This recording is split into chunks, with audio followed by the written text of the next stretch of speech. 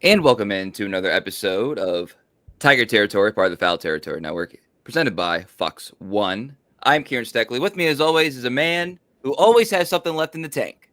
He is Cody Stavenhagen. How you doing?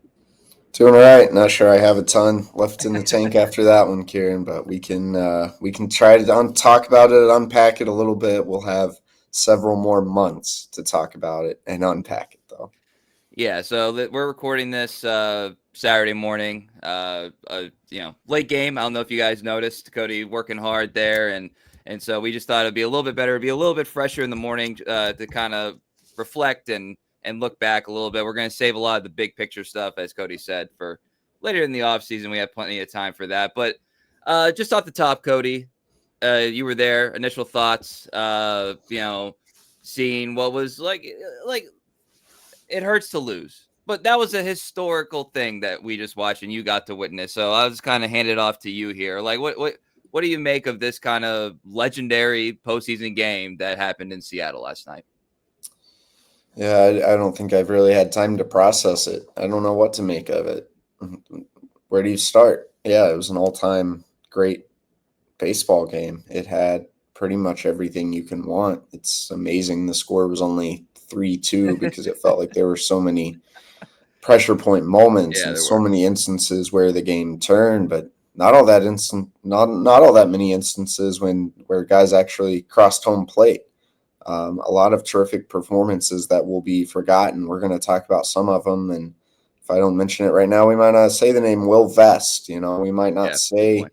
Cater Montero. Yeah. Just something. The pitching was terrific to keep this game knotted. Um, so many times in extra innings where it felt like someone was going to score, no one did. I don't know. I don't have a strong like overall takeaway other than that. It was a pleasure to watch. It was incredibly loud all night. My ears literally hurt. T-Mobile Park showed up. Comerica Tigers fans got some work to do because they kind of set a new standard out there, man. But it was phenomenal. Yeah, and again, there's going to be some stuff that gets lost. Right before the Carpenter home run, that hustle double by Baez was impressive, and Dingler, I believe I had this right again. It all runs together in the 10th inning. Dingler and Baez both put charges in the balls that maybe Yeah. another inch here, another degree here, like those are out, and then you might end up winning the game. It's like game of inches. You're right though. Like for a game that went like over 6 hours, almost 2 games worth of baseball and so many kind of if points, but only to scratch 5 combined runs in this game. Kind of impressive. And I'm glad you brought up Vest. I'm glad you brought up Montero. Um, there were some what if guys that will be forgotten, but one of the things that we're not going to forget is what we saw from Tarik Skubal. Tarik Skubal, who goes 6 innings, he allows 2 hits, the 1 run, 13 Ks. What was it, 7 in a row at one point? 13 Mhm. Ks is the most ever in a winner take all game. I believe I have that correct. There are a lot of Any stats. postseason game, I believe, and then seven straight, the most in any postseason game. 13, the most in any winner take all postseason game. Yeah, and really like if there was a bad omen that I thought during that game is when Naylor just like they kind of like how do you get Scooble in a winner take all game? You kind of got to do some junky stuff, some janky stuff, and he just kind of like throws a bat out there, gets to second base, and to his credit, smart baseball IQ gets to third on a steal, and then is able to score thereafter. And it's like there's like little random stuff, and they did it. Give him credit. But Scooble, I mean, just sometimes these aces, these elites, you get micro, analyze in the postseason, and it's like, oh, okay, well, he lost to Seattle 4 times this year. No. In this series, Skubal was lights out. This postseason, Skubal was lights out. He just happens to start 2 losses to the Tigers, but that was an all-time performance. It's unbelievable that Tarik Skubal did not win a game in this series. He certainly did his best, man, to put that team on his back. It is strange, how it could all be different if Josh Naylor doesn't steal that 90 feet. And a quick aside, but Naylor, man, what a ball player. That's a ball Tigers player, could man. use other than maybe Javi when he's when he's focused a little bit. They don't have anyone who plays the game quite like Josh Naylor, and it shows by popping a ball that's not even in the strike zone for a double, by taking 90 feet, putting some pressure, scoring. The only run off Tarik Skubal in an otherwise dominant historic outing, 99 pitches. I understand why you wouldn't send him back out after that, even though it's Tarik Skubal. That can be pretty risky. So it makes sense. But yeah, I don't know what else you say after Tarik didn't know what else to say. He said, I don't really want to talk about myself right now. He hardly talked about his outing after that outing. And it was also weird. It had literally been hours since he had pitched in that game. That's a good point. It's a long time. That was like yesterday. You know what I mean? By the time he gets to the podium, so yeah, just all time stuff there, and then also Kerry Carpenter. Like, let's try to get some of the hits right here. He's 4 for 5. He has 2 walks. He has that home run off a lefty, and what he gets on base 5 times with a home run. First time someone's done that in the postseason since like Babe Ruth or something like that. Like old time stuff from Kerry Carpenter. He and Tarik really carried this team, because outside of a couple other spots, there wasn't really much else that the Tigers got from, with respect to the guys that came out of the bullpen. Offensively, there just wasn't really a whole lot. But Kerry Carpenter carried this team really throughout the series. Glad someone could hit. The Tigers' 2, 3, 4, 5 hitters were combined 0 for 23 with 10 strikeouts. Unbelievable. Actually unbelievable. Imagine if someone could at least move Kerry Carpenter to second base, but that wasn't happening. Carp himself, though, was as locked in as it gets when it matters most. And yeah, strange. This guy's got a little bit of a growing October legend, and he's never advanced past the ALDS, but he's got some big time home runs in Tigers postseason history. Had one that, again, for a second felt like you were going to be talking about it forever. And now it's just, again, one of a million footnotes in this wild 15-inning game. All right, we're going to get to some of the other storylines from this game. But first, a word from our sponsors. October baseball is here. The pressure's on, the lights are brighter, and with DraftKings Sportsbook, you're right there in the middle of every moonshot moment. DraftKings Sportsbook delivers the intensity of October with player props, live in-game betting, and odds that can change as fast as the ball flying over the fence. New customers bet just $5, and if your bet wins, you get paid out $200 in bonus bets instantly. I use this, and you should too. Download the DraftKings Sportsbook app and use code FALLOW. It's code FALLOW to turn $5 into $200 in bonus bets if your bet wins. In partnership with DraftKings, the crown is yours. Gambling problem? Call 1-800-GAMBLER. In New York, call 877-8-HOPE-NY or text HOPE-NY 467-369. In Connecticut, help is available for problem gambling. Call 888-789-7777 or visit ccpg.org. Please play responsibly. On behalf of Boot Hill Casino and Resort in Kansas, fees may apply in Illinois. 21 and over. Age and eligibility varies by jurisdiction. Void in Ontario. Bet must win to receive reward. Minimum minus 500 odds required. Bonus bets expire 7 days after issuance. For additional terms and responsible gaming resources, see dkng.co/audio. All right, coming back here, I did want to bring up the Holton piece of this real quick, because obviously in Game 4 doesn't have it at all. Gets the hook there, and then Game 5 he comes in, kind of the epitome of like what we've been struggling with Holton all year. He comes in, he Rivas at the plate, throws a cutter that is probably more middle and up than he would have wanted, but he gets the pitch. And then the next one is a changeup that's just like straight middle, straight batting practice, and that's the tie game right there. You mentioned the 0 for 23 with your 2, 3, 4 hitters. The pitching equivalent of that for the Tigers is Holton just not giving you production in this series, or at least in these 2 games in this instance. Like, that's your job right there, is to hold, and he didn't make good pitches, and he got burned for it. And that, in addition to obviously tying the game, that's late enough that gives that Seattle crowd, which didn't need any more juice, all that more juice, and to kind of set the tone for for the rest of the game there. So disappointing out of Holton because you got to execute there. I don't know. I mean, it wasn't a good pitch, but that's a tough spot to enter with runners on base. But that's his job, right? Well, if Kyle Finnegan did his job, he wouldn't have Fair. entered in that spot. Kyle Finnegan was an X factor, provided so many great moments for the Tigers late in the season, was huge in the DS. Reality is he had earned runs in three different in the wild card series, excuse me. In the ALDS, he had earned runs in three different appearances. Two of them were absolutely crucial. Two of them could be better if Kyle Finnegan could have given you a clean inning. He's a good pitcher. Talked afterward about loving his time in Detroit. Seems to be some interest in wanting to come back. I think it's a move that can make a lot of sense for the Tigers. But in the aftermath of that one, you pitch him 4 out of 5. Now, granted, the Tigers, man, they rode him so hard.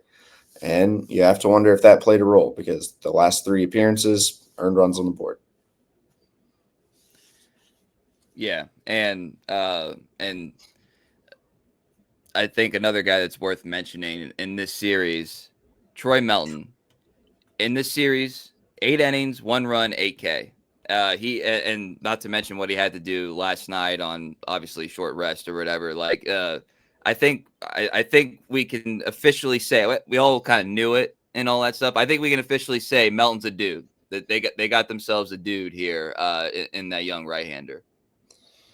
Yeah, gosh, again, they asked so much out of him. I was a little scared when they put him in, on short rest, coming off a 30-plus pitch outing. Again, rookie in the biggest moment of his life.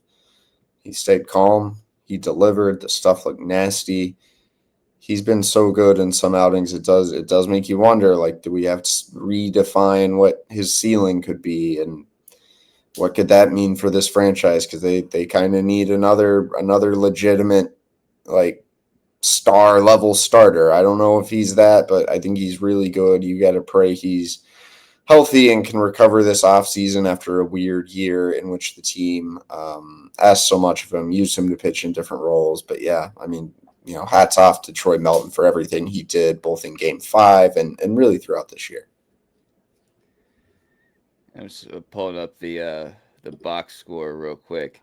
It is amazing, Cody, that this 2025 Tigers team played a 15-inning game and did not have a single pinch hitter. That is like not one. That's hard to process. In extra innings, there wasn't really a spot that called for one, so that's not even a managerial criticism. And the couple times in the what do you call the first 9 innings of a game? Regulation, I guess. Yeah, that's not really a baseball term. Regulation. Standard 9. The standard 9. I like that. The reason AJ Hinch didn't pinch hit the carpet bat that ended up being a homer, and there may have been another bat or two, was to keep some left-handed batters in the game, and for the late innings. Turned out the late innings ended up being 15 innings. It made strategic sense for the most part, it's just weird. It's just an oddity of the game, no doubt. Well, is there a point in a game that just keeps going on and on and on that like you can't anticipate a 14th inning decision in the 11th, right? Like it's just at a certain point you just kind of have to just go. But there wasn't really what extra inning at bat would you have pinch hit somebody for?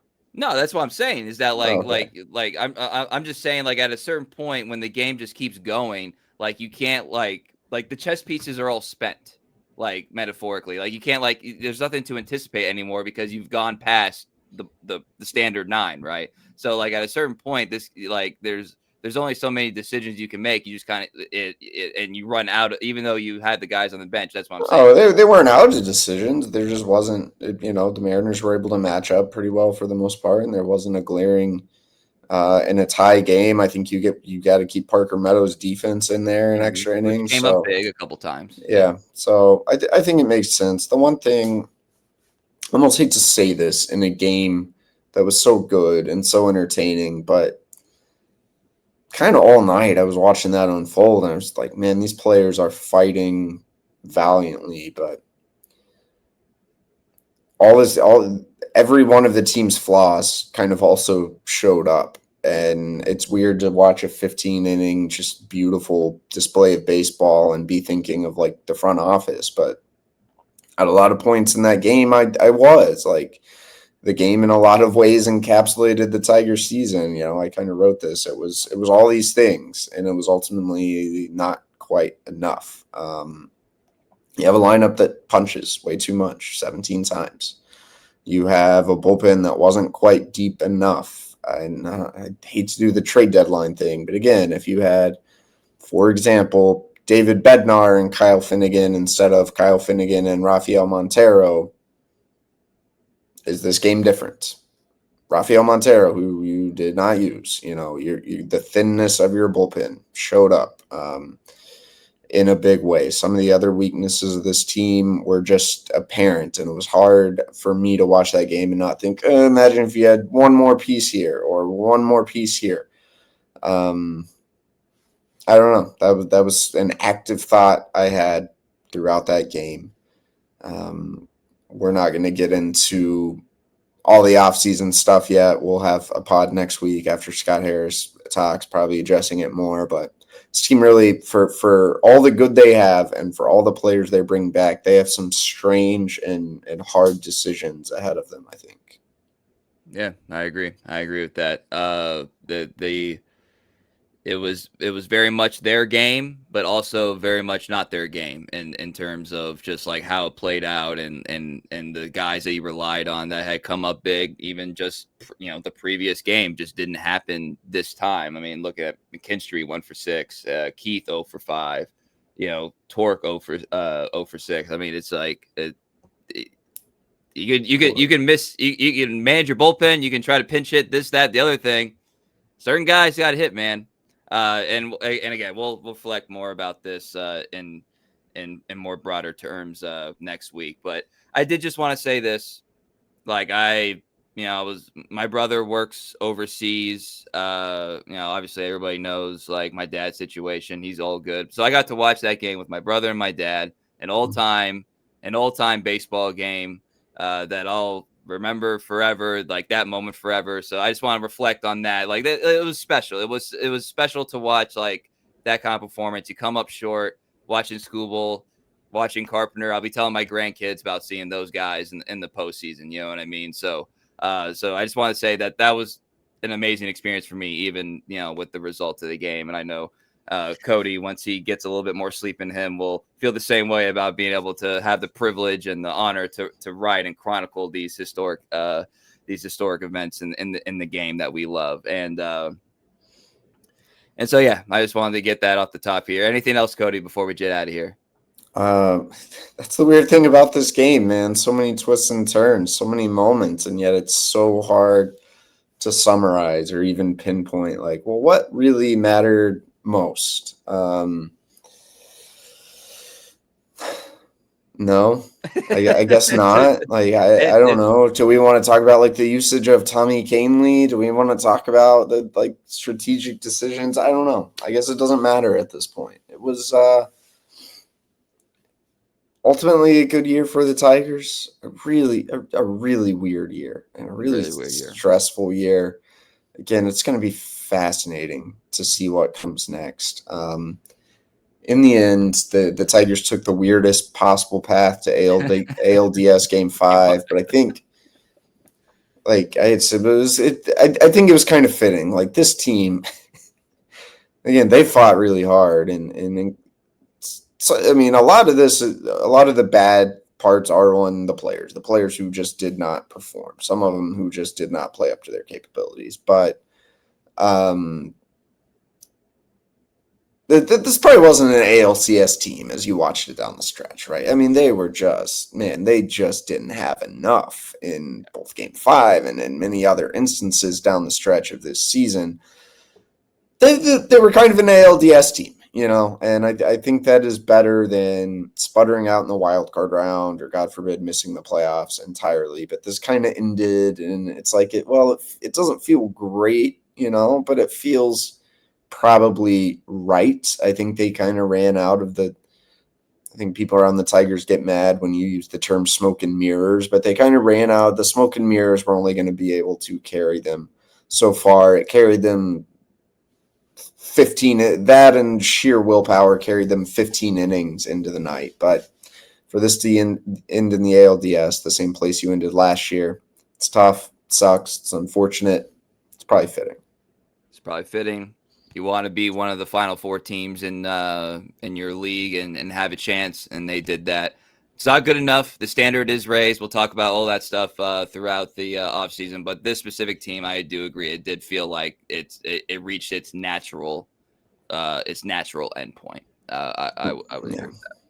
All right, you can follow us on X, formerly known as Twitter, at Cody Stavenhagen. I'm at Kieran_Steckley, pod page at Tiger Territory _, YouTube, Instagram, Apple, Spotify. We're not going anywhere. We will be here throughout the offseason, breaking it down, analyzing, predicting, overreacting, doing all that good stuff because we enjoy doing it. And we appreciate you guys following along all season. And like I said, stay tuned for an interesting offseason. So for Cody Stavenhagen, I'm Kieran Steckley. Everybody have a great day.